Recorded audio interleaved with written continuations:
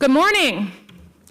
My name is Maya Rockeymoore. I am President and CEO of the Center for Global Policy Solutions, a social change nonprofit dedicated to making policy work for people and their environments. We are pleased to be co-hosting today's summit in collaboration with the Insight Center for Community and Economic Development.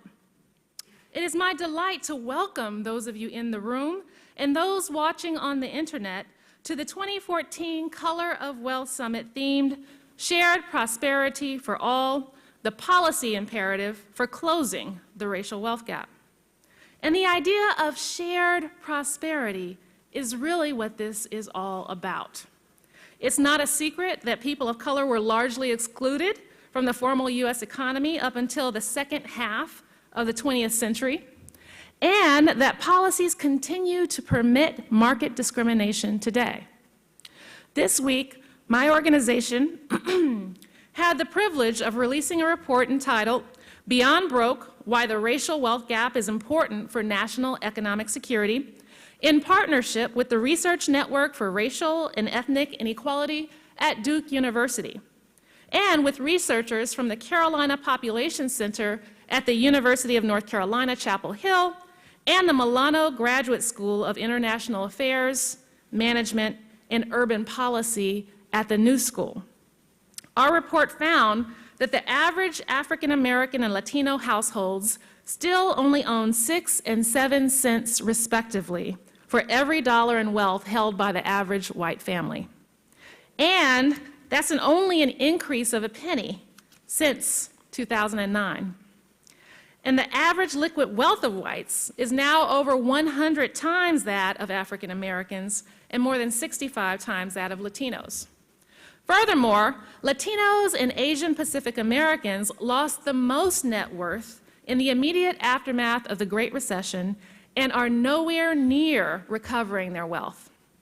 Our study makes it clear that the color of wealth in the United States is white, not green. For this reason, it is imperative that we bring attention to America's racialized class system if we are serious about pursuing effective and equitable solutions.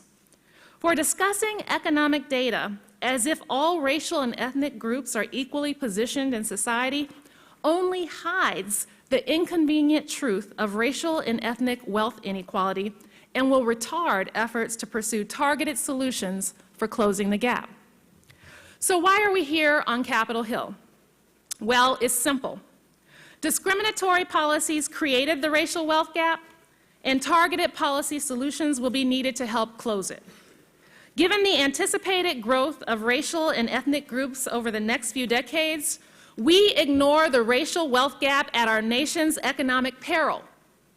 Since the future prosperity of our country and all of its citizens depend on our sustained attention to eradicating this gross inequality.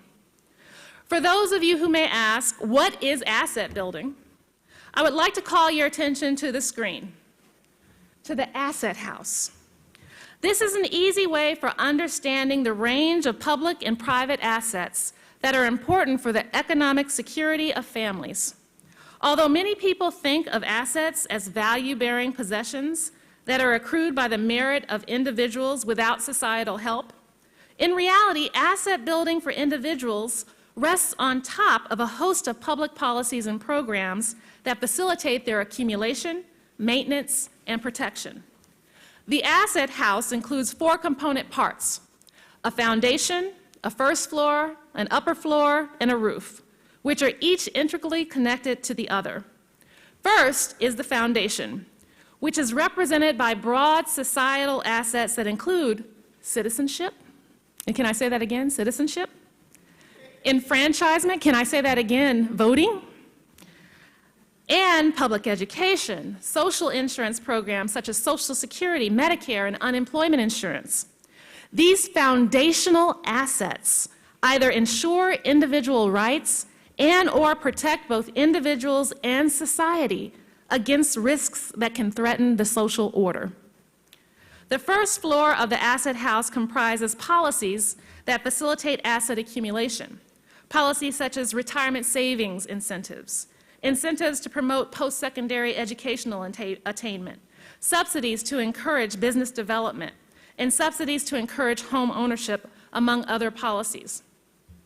The top floor of the asset house is made up of community or group assets that are not government-derived, but also often serve as social and economic supports for individuals and families. These include kinship networks, cultural institutions, and community and faith-based organizations, among other assets. Finally, the roof of the asset house is what people typically think of when referring to wealth: personal ownership of real estate, businesses, stocks, bonds, mutual funds, and private checking and savings accounts.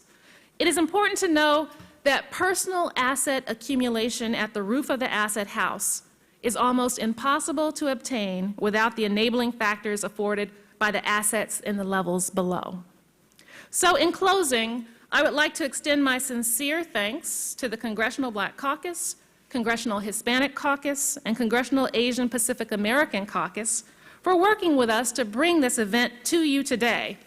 I would also like to thank First Peoples Worldwide, New America Foundation Asset Building Program, National Urban League, NAACP, National Council of La Raza, National Capacity, National Congress of American Indians, Center for Responsible Lending, and the Corporation for Enterprise Development for serving as our national partners in helping to get the word out about this summit.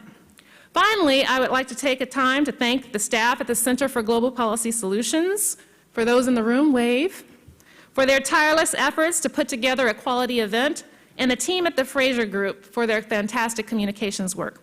Just a word of housekeeping before I turn it over to Henry A.J. Ramos, the President and CEO of the Insight Center for Community and Economic Development.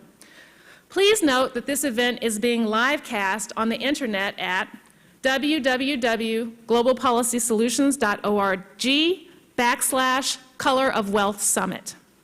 Please also note that this is a getaway day for members of Congress. As a result, there will be votes crammed into this morning's schedule, which means that despite whatever you see on your formal agenda, members of Congress may arrive or depart at any time.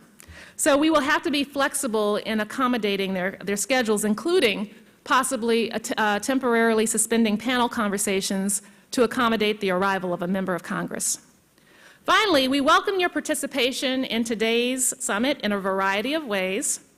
We encourage you to engage social media using our hashtag #RacialWealthGap throughout the day.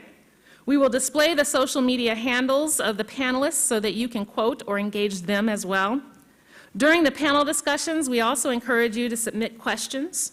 Be sure to write legibly and specify your name, organization, and question prior to submitting the card to our staff, who will then hand them to the moderator to integrate into the Q&A session.